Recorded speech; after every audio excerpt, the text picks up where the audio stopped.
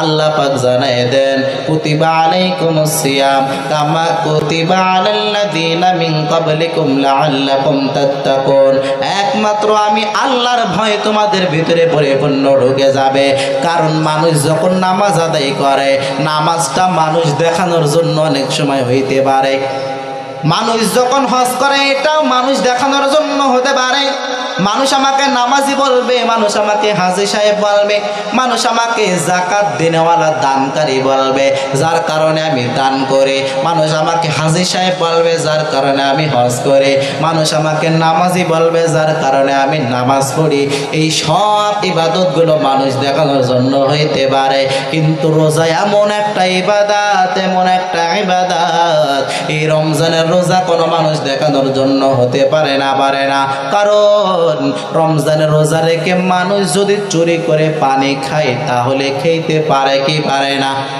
হ্যাঁ, গোপনে আপনি রান্নাঘরে ঢুকে ঠান্ডা পানি খাইবেন, কেউ দেখবে না, কিন্তু দেখবে একজন, তিনি কে?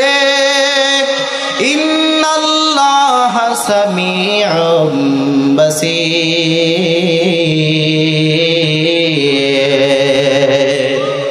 আল্লাহ পাক সব কিছু দেখে কি দেখে না? গোপনে যদি আপনি ফ্রিজের ঠান্ডা পানি পান করেন, কেউ দেখবে না। ঘরের দরওয়াজা দিয়ে আপনি খাইবেন, কেউ দেখবে না, একমাত্র আল্লাহ তো দেখবে। কিন্তু আপনি রমজানের রোজা রেখেছেন, গোপনেও খান নাই, প্রকাশ্যেও খান নাই, তার মানে বোঝা যাইবে আপনার ভিতরে আল্লাহর ভয় আছে, ঠিক কিনা? আরো জোরে বলেন। এই জন্য আল্লাহ পাক জানায় দেন, আমি আল্লাহ পাক তোমাদের জন্য রমজানের রোজাকে ফরজ করলাম। এই রমজানের রোজা তোমরা সুন্দরভাবে আদায় করো। তাহলে এক নম্বরে আমাদের ঈমানটাকে মজবুত করা লাগবে। কি করা লাগবে ভাই? ঈমানটাকে মজবুত করা লাগবে, পরিপূর্ণ মুসলমান হওয়া লাগবে। এবার মুসলমান যদি হইতে চাই, তাহলে ইসলামের যে 5টি খুঁটি আছে, একটা একটা খুঁটিকেও কি একটু বাঁকা নজরে দেখা যাবে? ইসলামের 5টা ভিত্তি আছে, আপনারা জানেন। 1 নম্বরে কি বলেন? কালিমা। 1 নম্বরে ঈমান, 2 নম্বরে নামাজ, 3 নম্বরে রোজা, 4 নম্বরে হজ, 5 নম্বরে যাকাত। এই 5টা হলো আমাদের ইসলামের খুঁটি। বুনিয়াল ইসলামু আলা খামসিন শাহাদাতি আল্লা ইলাহা ইল্লাল্লাহু ওয়া আন্না মুহাম্মাদান আবদুহু ওয়া রাসূলুহু। ইসলামের ভিত্তি কয়টা ভাই? 5টা। 1 নম্বরে শাহাদাতি আল্লা ইলাহা ইল্লাল্লাহ, 1 নম্বরে কালেমা। বান্দা কালেমাটাকে কখনো খাটো নজরে দেখা যাবে না। এবার 2 নম্বরে পয়গম্বর জানিয়ে দেন ওয়া ইকামিস সালাতি। এবার 2 নম্বরে বান্দা পরিপূর্ণ নামাজের গুণ তোমাদের ভিতরে ঢোকায় নাও।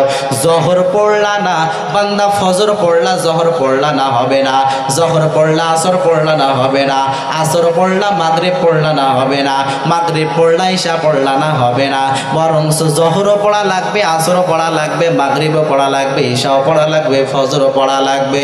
5 ওয়াক্ত নামাজের কোন নামাজকে খাটো নজরে দেখা যাবে না। পরিপূর্ণ নামাজের গুণ তোমাদের ভিতরে ঢোকানো লাগবে। তাহলে 2 নম্বরে ওয়া ইকামিস সালাতি, এরপরে 3 নম্বরে ওয়া ইতাইজ যাকাতি।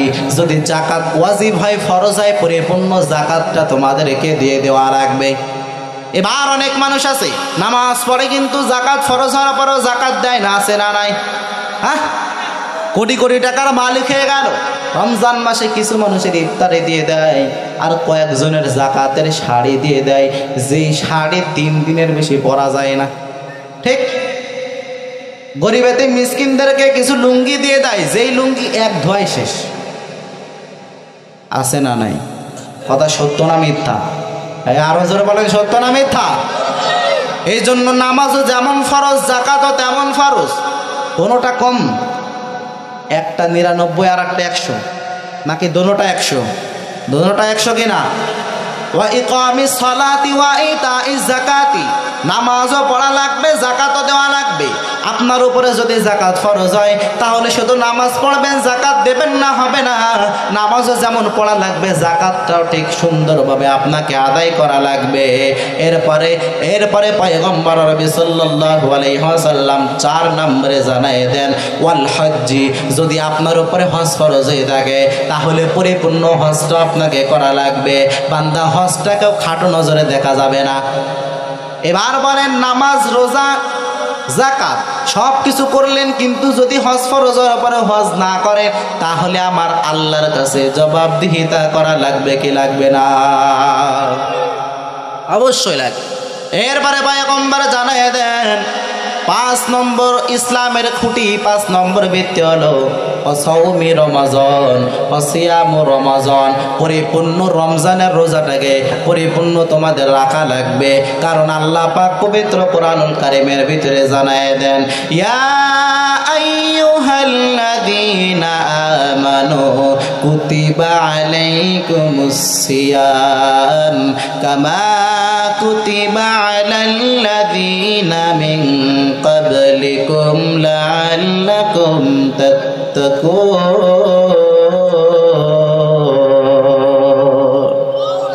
আল্লাহ পাক বলতেছেন, হে ঈমানদারেরা, আমি আল্লাহ পাক তোমাদের উপরে রমজানের রোজা ফরজ করলাম, কামা কুতিবা আলাল্লাযীনা মিন ক্বাবলিকুম। শুধু তোমাদের উপরে রমজানের রোজা ফরজ করেছি বিষয়টা এমন না, তোমাদের পূর্ববর্তী জামানায় যত নবী রাসূলকে আমি আল্লাহ পাক জমিনের ভিতরে পাঠিয়েছিলাম তাদের উপরেও আমি আল্লাহ তাআলা রমজানের রোজা ফরজ করেছিলাম। সুতরাং তোমরাও রোজা রাখবা, তোমাদের উপরে ফরজ করা হয়েছে।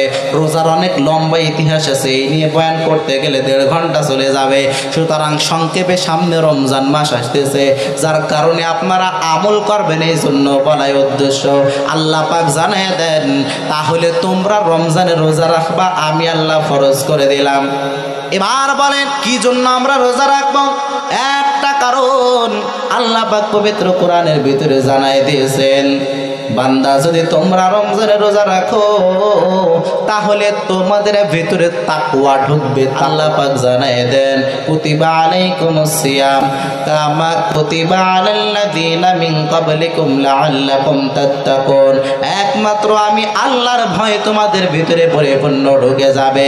কারণ মানুষ যখন নামাজ আদায় করে, নামাজটা মানুষ দেখানোর জন্য অনেক সময় হইতে পারে।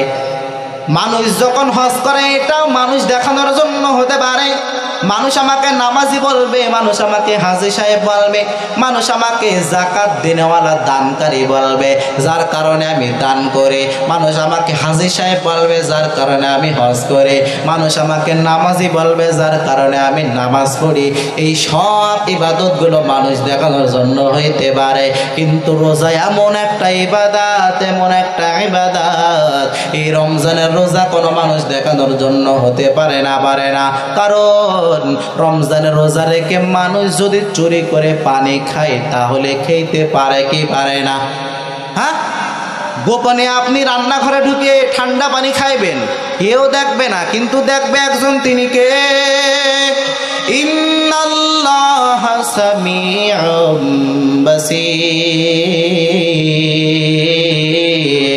বাসীর। আল্লাহ পাক সব কিছু দেখে কি দেখে না? গোপনে যদি আপনি ফ্রিজের ঠান্ডা পানি পান করেন কেউ দেখবে না, ঘরের দরওয়াজা দিয়ে আপনি খাইবেন কেউ দেখবে না, একমাত্র আল্লাহ তো দেখবে। কিন্তু আপনি রমজানের রোজা রেখেছেন, গোপনেও খান নাই, প্রকাশ্যেও খান নাই, তার মানে বোঝা যাইবে আপনার ভিতরে আল্লাহর ভয় আছে, ঠিক কিনা? আরো জোরে বলেন। এই জন্য আল্লাহ পাক জানায় দেন, আমি আল্লাহ পাক তোমাদের জন্য রমজানের রোজাকে ফরজ করলাম। এই রমজানের রোজা তোমরা সুন্দরভাবে আদায় করো, আদায় করো, আদায় করো। রমজানের কি পরিমাণ ফজিলত জানোনি?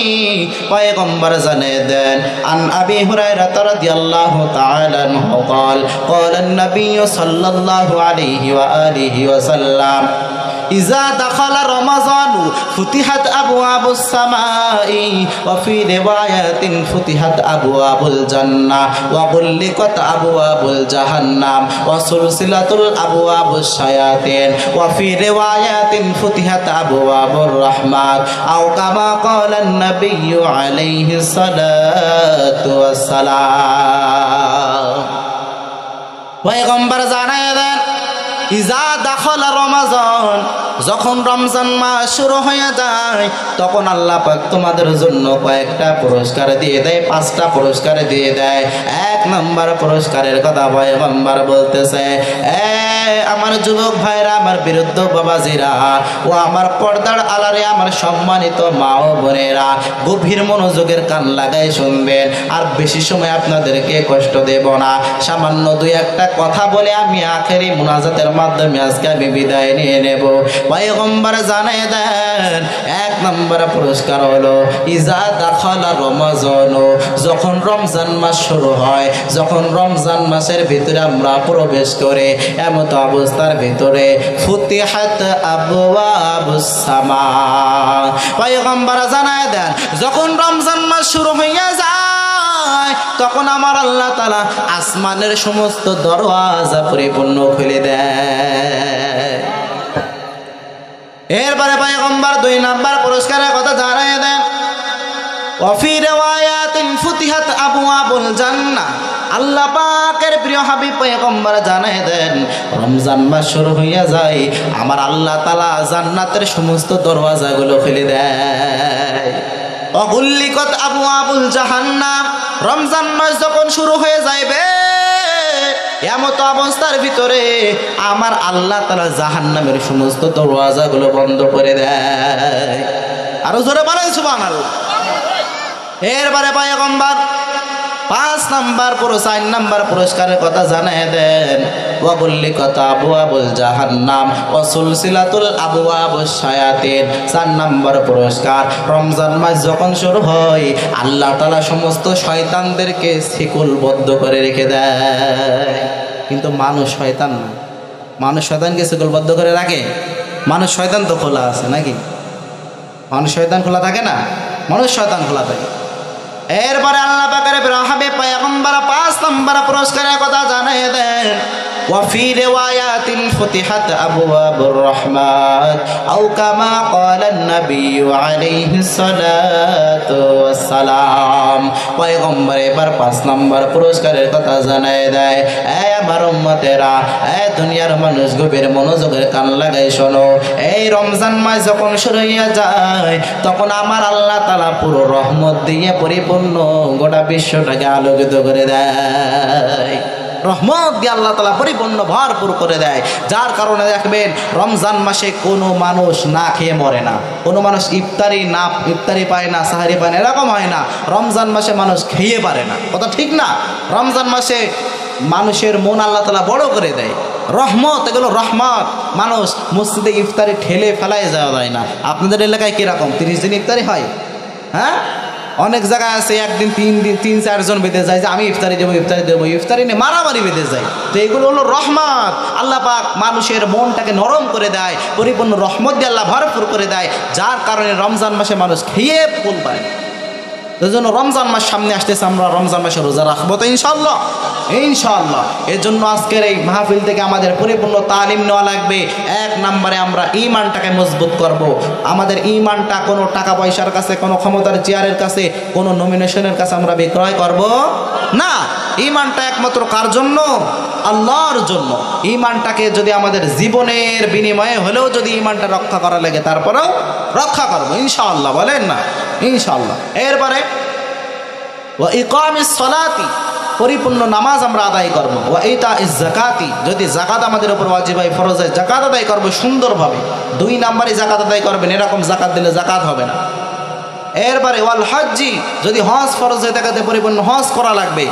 এরপরে সাওমি রমজান, রমজান মাসে রোজা রাখবো। এই 5টা আমল আমরা সুন্দরভাবে করতে পারবো তো ইনশাআল্লাহ। আল্লাহ তাআলা আমাদের এই 5টি আমল করার মতো তৌফিক দান করেন, বলেন আমিন।